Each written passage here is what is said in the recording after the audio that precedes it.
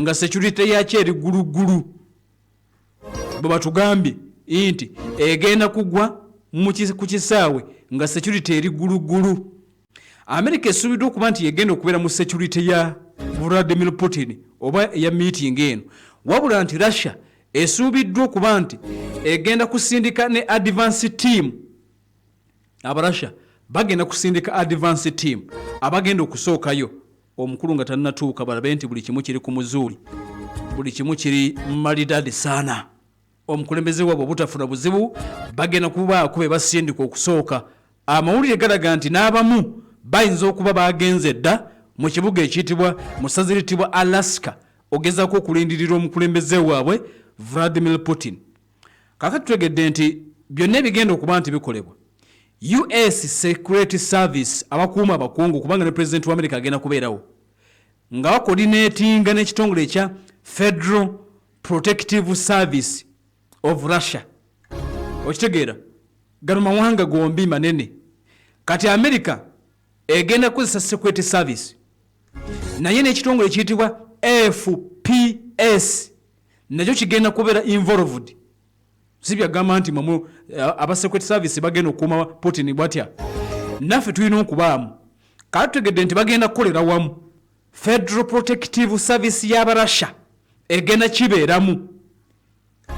Ababiri bano bagenda kubeera responsible for security on the ground under the standard diplomatic protection agreements. Bayina endagaano abo ababiri. Kati nti security ya wansi bagenda gibeeramu bombi, si mu America yekka, si mu Russia yekka. America security y'omukulu eno gibeeramu Security Service. Russia aba Federal Protective Service FPS nabo bagenda kukibeeramu. America buli yeba ekyaza bakulembeze nego bakyazizza je mulalamu. Ono bagenda okukyaza mulala si wa bulijjo. Bano ono Sira Mafosa, ono si Zelensky. Okitegeera ono mulala. Kyovola bamagambe nti kizibu nnyo kati tebereza ngo omukulembeze avudde tugambe Kenya. Kanjogere kuwe Kenya, nove Kenya obagwe Samia Hassan Suluhu okuva TZ. N'ogamba America nzija ne Security Service yange nze nyina abankuuma nyina nga gwe Suluhu we TZ. N'ogamba nti nze nyina SFC nzija nayo baga gwani kiddemu nti nzija nayo. Banza okugamba nti tubisaziza mutojja. Ng'omukulembeze ina atali ku level ya Putin gwe njogerako. Ng'ogamba abasajja nti nzija n'ekitongole kyange kinakyo kibeere mu security. Oyina kuba ng'oli ku level ya Russia. Kyovola banti bakkiriza America ndowooza bayogera jjo juzi bingi nga basinkanye kati America bakkiriza n'abagamba kisooke bagenda kukola n'ekitongole ekiyitibwa FPS. Abarussia security y'omukulu bagenda kugibeeramu nnyo. Kakati ground transportation egenda kubeera etya? Bino nabyo tubitegedde. Putin nga yakatuuka mu Alaska agenda kuba transported in his Aurus Senate armored limousine. Tebagenda America kumuwa mmotoka zaabwe. Ajja nezize.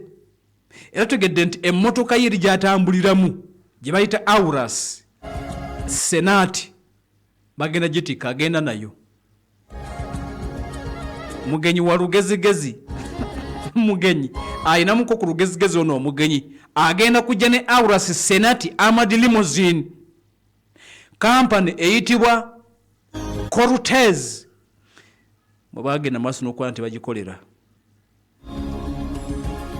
Kakati tutegedde nti emmotoka eno eri operated by the Special Purpose Garage under the Federal Protective Service.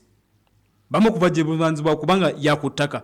Kakati mbabuulidde bali abaana ba Putin abamukuuma mu bbanga. Benesoso babulira walenga twanika. Bali abamukuuma mu bbanga security okuuma ennyonyi yongere mu bbanga nga eri secure. Kakati bano abayitibwa ba FPS be bamukuuma ku ttaka bavulanzibwa okuba nti bakola ku security ye ng'ali wansi ku ttaka. Kati era balina okumakinga sure nti emmotoka eri safe. Emmotoka eno gy'agenda okugenda nayo tani 7 bagenda kugitikka naye ya tani 7 nzito ezito wa tani 7. engine 4.4L twin turbo hybrid V8 590 HP. Yeyo kimotoka kizitowa kiringa tanka ajja nakyo teyesiga America nti banamuvugira munyewuli nedda agenda n'ekimotoka kye kya ttani 7 Vladimir. Kakati ama kiri kitya eyina bulletproof body teyitamu kantu. Kakati